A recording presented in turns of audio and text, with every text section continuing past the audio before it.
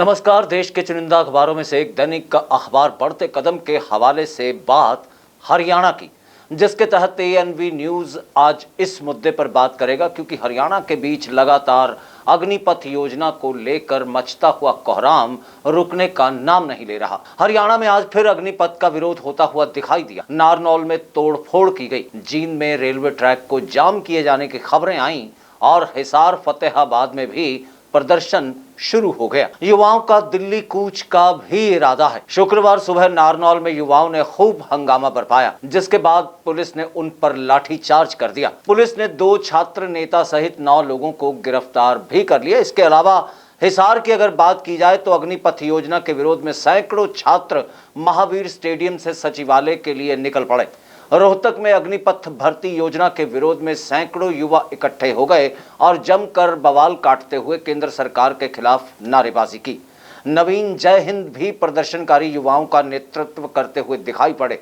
वहीं Makrauli toll plaza पर किसान एकत्रित हो रहे हैं। हरियाणा के वल्लभगढ़ में जिला प्रशासन ने 24 घंटे के लिए अस्थायी रूप से इंटरनेट सेवाओं को पूरी तरह से बंद कर दिया। जिला प्रशासन का कहना है कि प्रतिबंध के दौरान वॉइस कॉलिंग, बैंकिंग और मोबाइल रिचार्ज जैसी सेवाओं की ही अनुमति होगी। यह प्रतिबंध गुरुवार रात 10 बजे तक लागू रहेगा। जींद, नरवाना, फतेहाबाद और हिसार में भी अग्निपथ योजना के खिलाफ उग्र प्रदर्शन जारी है। अग्निपथ को लेकर जितनी उग्र प्रतिक्रिया दिखाई पड़ रही है, उसकी कल्पना शायद केंद्र की सरकार ने नहीं की थी। सेना की व्यवस्था के जानकारी से लेकर आशंकाएं भी व्यक्त कर रहे थे, लेकिन जब इसका 2 दिन पहले अनावरण किया गया तो हर कोई इसके विरोध में खड़ा हुआ नजर आया। हरियाणा में इसका विरोध लगभग हर जिले में हो रहा है। हरियाणा के युवाओं में सेना के प्रति बेहतर जोश हमेशा से रहा है। सेना में भर्ती होकर देश की सेवा करने का जज्बा हरियाणा के नौजवानों में कूट कूट कर भरा हुआ है। देश को मजबूत, सजग और देशभक्ति की भावना से ओत-प्रोत सैनिक उपलब्ध करवाने में हरियाणा अग्रणी रहा है। यही कारण है कि अग्निपथ योजना हरियाणा के नौजवानों को कतई रास नहीं आ रही। इस योजना के तहत केवल 4 साल ही सेना में रहना होगा। इस दौरान ना तो कोई रैंक मिलेगा और ना ही निर्धारित अवधि पूरी होने के बाद कोई पेंशन मिलेगी। सेना से फारिग होने के बाद इन युवाओं को फिर से एक नई नौकरी की तलाश में निकलना होगा।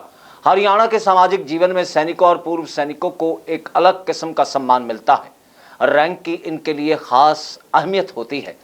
आर्थिक दृष्टि से भी सैनिक परिवारों की स्थिति अन्य परिवारों की तुलना में बेहतर होती है। दक्षिणी हरियाणा के महेंद्रगढ़, रेवाड़ी, भिवानी और पलवल जैसे जिले, या जिसे अहीरवाल का इलाका कहा जाता है, देश को कई पीढ़ियों से बहादुर सैनिक देता रहा है।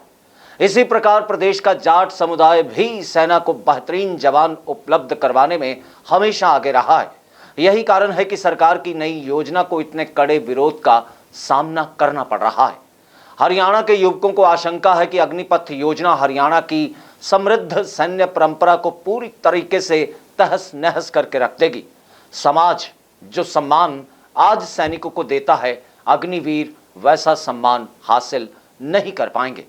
दरअसल हरियाणा में सेना को एक ऐसे संस्थान के तौर पर देखा जाता है जहां लाइफ टाइम कैरियर बनाया जाता है। सिर्फ 4 साल के लिए सैनिक बनना हरियाणा के युवाओं को स्वीकार नहीं। इसी के चलते पूरे हरियाणा के बीच अग्निपथ योजना का विरोध होता हुआ दिखाई पड़ रहा है।